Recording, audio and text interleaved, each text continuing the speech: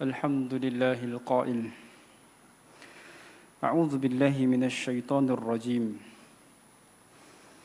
يا أيها الناس إنا خلقناكم من ذكر وأنثى وجعلناكم شعوبا وقبائل لتعارفوا إن أكرمكم عند الله أتقاكم إن الله عليم خبير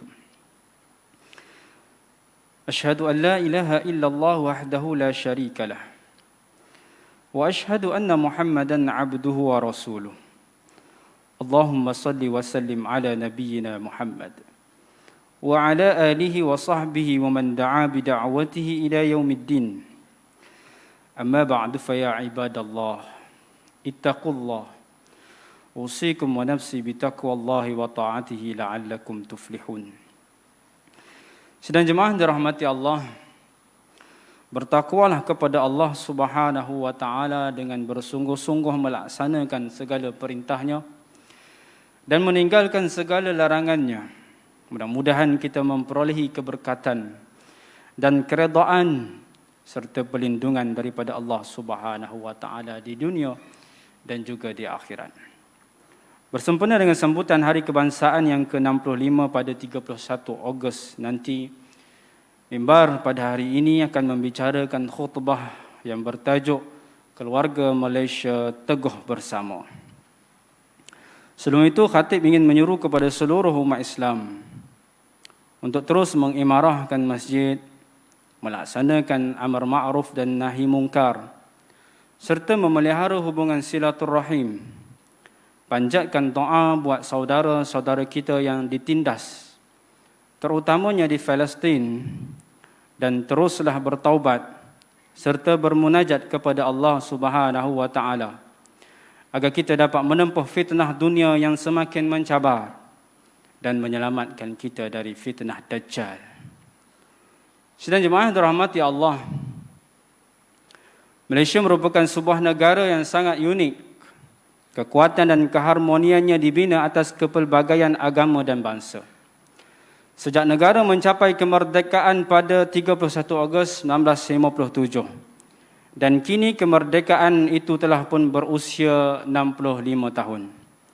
Kita telah meniti jalur masa yang penuh dengan rencam dan ragam. Sama ada suka dan duka, perjalanan ini pastinya mematangkan semangat perpaduan dan kebersamaan dalam seluruh anggota masyarakat yang berbilang kaum dan akhirnya mewujudkan suasana kekeluargaan antara sesama masyarakat. Dan alhamdulillah, hasil kebersamaan dalam membina negara Malaysia ini, kita semua tetap teguh bersama. Sungguh pun ada kalanya badai datang mencengah. Inilah tujuan penciptaan manusia yang pelbagai, supaya kita dapat saling mengenali dan melengkapi antara satu sama lain. Firman Allah Subhanahu wa taala dalam surah Al-Hujurat ayat 13 yang dibacakan pada awal khutbah sebentar tadi bermaksud, wahai umat manusia, sesungguhnya kami telah menciptakan kamu dari lelaki dan perempuan, dan kami telah menjadikan kamu pelbagai bangsa dan bersuku puak, supaya kamu berkenan-kenalan dan beramah mesra antara satu dengan yang lain. Sesungguhnya semulia-mulia kamu di sisi Allah ialah orang yang lebih takwanya antara kamu, bukan yang lebih keturunan atau bangsanya. Sesungguhnya Allah Maha mengetahui, lagi Maha mendalam pengetahuannya akan keadaan dan amalan kamu. Sedang jemaah dirahmati Allah, dalam membina sebuah negara yang aman, makmur dan berjaya, pastinya ia memerlukan usaha sama yang bersepadu daripada seluruh anggota masyarakat. Peranan penting daripada ketua negara sehinggalah kepada anak kecil menjadi pemacu kepada keberhasilan setiap dasar dan perancangan yang diatur oleh kerajaan. Diibaratkan sebuah keluarga, tiap-tiap ahli keluarga berperanan atas tanggungjawab masing-masing memastikan kecukupan, kebahagiaan dan keselamatan keluarga terjamin dan terpelihara. Begitulah juga konsep keluarga Malaysia yang berdiri atas 3 teras utama, iaitu keterangkuman, kebersamaan dan kesyukuran. Bagi memenuhi ketiga-tiga teras ini, ia memerlukan kepada pertama, penyemaian budaya integriti dalam keluarga. Kedua, menjadikan budaya amanah sebagai budaya keluarga. Ketiga, menjadikan prinsip keadilan sebagai teras pengukuhan keluarga. Keempat, menjadikan amalan bermusyawarah sebagai amalan keluarga. Bersandarkan konsep keluarga Malaysia ini, negara akan dipacu atau keluar daripada kemelut krisis kesihatan, ekonomi, pendidikan dan lain-lain lagi. Seterusnya menjamin kesejahteraan setiap penduduk di negara bertuah ini. Keteguhan dan kebersamaan seluruh rakyat tanpa mengira perbezaan agama, bangsa, fahaman politik menjadi kunci kepada keberhasilan dan kejayaan perancangan dalam usaha memulihkan dan membina semula kekuatan negara.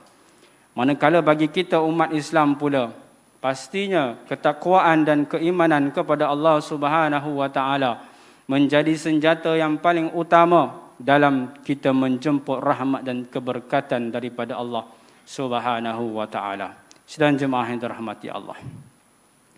Nikmat kemerdekaan patut diisi dengan kesyukuran dan kepatuhan kepada perintah Allah Subhanahu wa taala. Ketaatan kepada Allah Subhanahu wa taala dan pelaksanaan amar ma'ruf dan nahi mungkar dalam negara inilah yang menjadi kunci kepada berkatnya dan hadirnya pertolongan Allah Subhanahu wa taala. Sebagaimana janji Allah Subhanahu wa taala yang dirakamkan dalam surah Al-Hajj ayat 41, alladzina immakkannahum fil ardi aqamus salata wa atuz zakah wa amaru bil ma'ruf wa nahaw 'anil munkar walillahil aqibatul umur, iaitu mereka yakni umat Islam yang jika kami berikan mereka kekuasaan memerintah di bumi, nescaya mereka mendirikan sembahyang serta memberi zakat dan mereka menyuruh berbuat kebaikan serta melarang dari melakukan kejahatan dan perkara yang mungkar, dan ingatlah bagi Allah jualah kesudahan segala urusan. Khatib ingin memetik amanat yang ditinggalkan oleh salah seorang ulama Melayu yang terlibat dalam penetapan tarikh kemerdekaan negara melalui kemahirannya dalam ilmu falak, iaitu Syekh Haji Abdullah Fahim. Beliau berpesan, bila kita merdeka, jangan ada pemimpin ambil kesempatan buat kekayaan di atas belakang rakyat. Orang Melayu wajib berjuang kerana bangsa, tapi kebangsaan tidak boleh tolak Islam. Orang Islam perlu memperbaiki perselisihan sama mereka, dan setelah berdamai diharapkan berkekalan. Inilah satu-satunya senjata yang boleh menguatkan kedudukan orang Islam dan orang Melayu. Kalau orang Melayu beragama Islam mengkhianati bangsa, negara dan agama, Allah akan gantikan bangsa lain yang beragama Islam menjaga tanah air kita. Sesiapa yang berjuang dengan nama Allah dan niat yang baik, sentiasa dalam keredaan Allah, sesiapa yang lupakan niat, khianat dan tamak akan dimurkai Allah, akhirnya menjadi hina.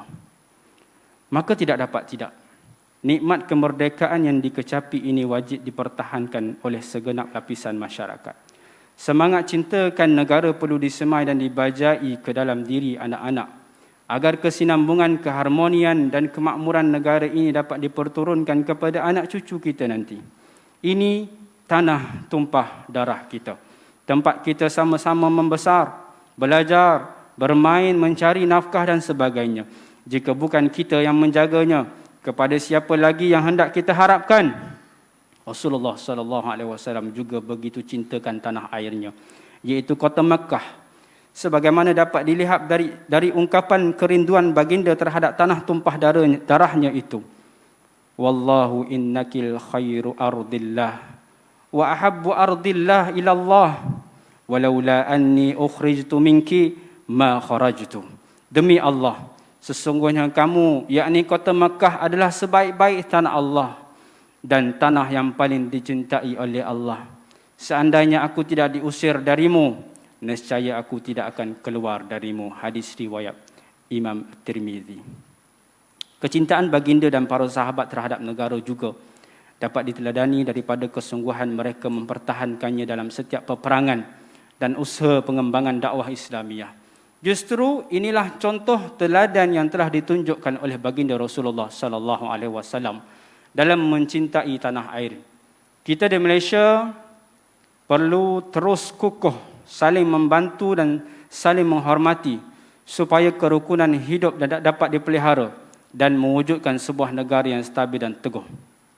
Lanskap keharmonian yang dinikmati ketika ini jangan dirobek dengan sebarang provokasi. Bersama kita mempertahankan kedaulatan negara dari sebarang usaha yang memecah belahkan perpaduan dan keharmonian ini. Mengakhiri khutbah pada hari ini, khatib ingin merumuskan khutbah kepada beberapa intipati. Pertama, sepanjang 65 tahun kemerdekaan negara kita, kita telah melalui pelbagai rencana dan ragam yang pasti mematangkan semangat perpaduan dan kebersamaan dalam seluruh anggota masyarakat. Maka kematangan ini perlu diteruskan sampai bila-bila. Kedua, konsep keluarga Malaysia yang berdiri atas 3 teras utama, iaitu keterangkuman, kebersamaan dan kesyukuran merupakan suatu pendekatan yang sangat hampir kepada kita dalam usaha menstabilkan dan membina kekuatan negara. Ketaatan kepada Allah Subhanahu wa taala dan pelaksanaan amar ma'ruf nahi mungkar menjadi kunci kepada keberkatan dan pertolongan Allah Subhanahu wa taala. Ketiga, semangat cintakan negara juga telah ditunjukkan oleh baginda Nabi sallallahu alaihi wasallam. Maka sebagai umat Islam, inilah salah satu sunnah yang mesti dituruti dalam usaha pengembangan dakwah Islamiah dan padanya juga berhubung kait dengan pemeliharaan maqasid syariah, iaitu menjaga agama, nyawa, akal, keturunan dan harta. Renungkan firman Allah Subhanahu wa taala, a'udzubillahi minasyaitonir rajim. Walau anna ahlal qura amanu wattaqau lafatahna alaihim barakatim minas sama'i wal ard walakin kadzabu fa akhadnahum bima kanu yaksibun.